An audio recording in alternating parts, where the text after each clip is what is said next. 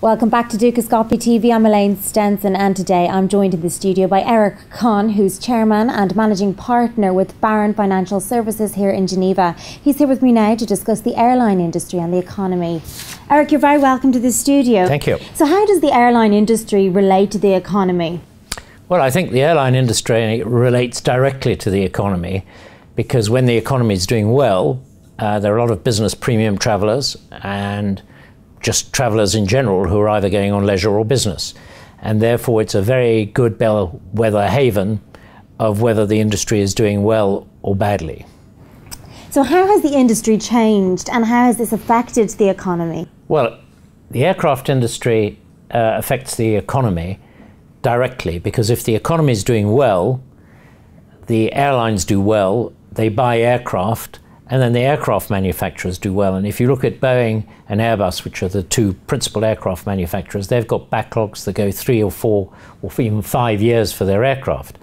That is billions of dollars that provides employment for directly and indirectly through subcontractors, both in Europe and America. And aircraft and all their parts are bought in dollars. So it has a direct impact on the economy.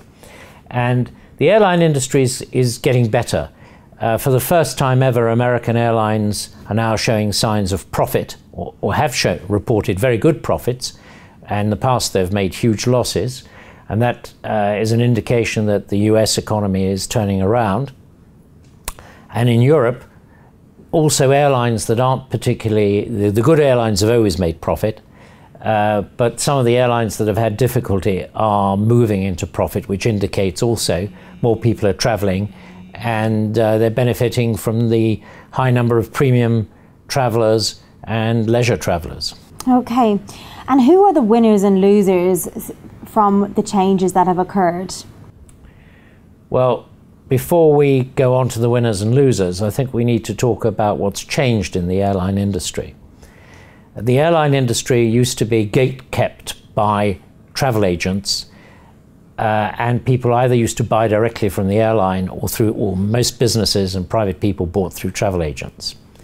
We've changed with e-commerce into a very dynamic industry, which depends on how good you are on your website and how good and easy you make it for people to buy travel.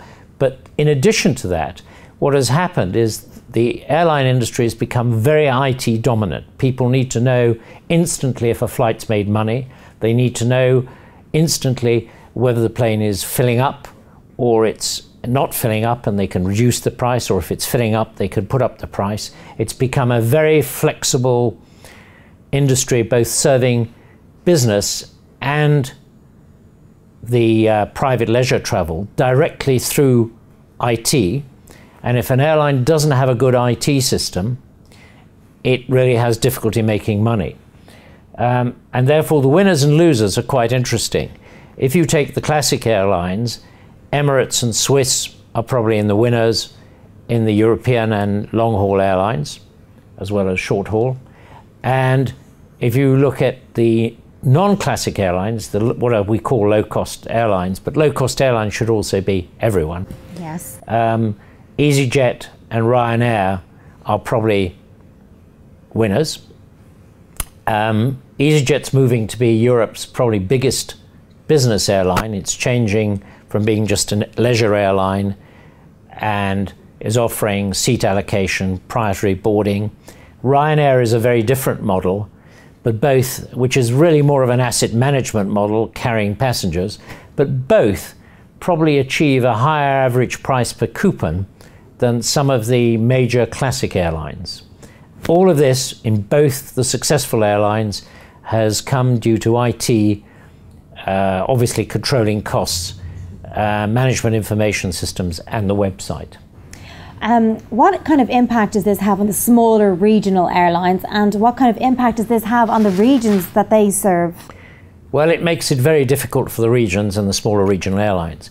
The real problem with regional airlines is that the cost of a regional airliner with 70 seats or 90 seats or 50 seats is almost the same price as a 737 or an Airbus 320, a Boeing 737 or an Airbus 320, which has 160 seats.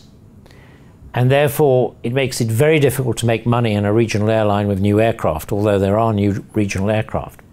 That leads to regional airlines making huge losses if they use new aircraft, unless they have routes that are unique, where it takes 5 or 8 hours by road or rail, and an aircraft takes 35 minutes, and it's a business route, then people can get a premium airfare. But generally, regional airlines can only make money if they're using fully depreciated aircraft, and the capital cost of the aircraft is low, because you still have 2 pilots, you still have 1 or 2 flight attendants, and all the other overheads are the same in a regional airline as they are in a big airline. So this has a real effect on the regions, and that's why certainly in Europe, where we have Eurocontrol charges and high landing fees, we really, they will probably be replaced as time goes on by fast rail, as opposed to using aircraft. Okay, and does the airline industry and the aerospace industry, does this have any effect on currencies at all? Well, I believe it does. I think when the airline industry does well, it improves the value of the dollar, because all the transactions are in dollars, both for parts, servicing, and for the capital cost of the aircraft. Well, even if they're built in Europe, or in the United States, or anywhere else. And a lot of the services offered to airlines are done in dollars. So I think the dollar benefits by a successful airline industry, and that affects the currency. I mean, aerospace is a major US activity, and it is a major European activity. But the European activity is all calculated in dollars. Okay, Eric, thank you very much for joining us in the studio today. Thank you. And that's all we have time for now, but do check back later for further updates and interviews from the Dukascopy TV team. Bye for now.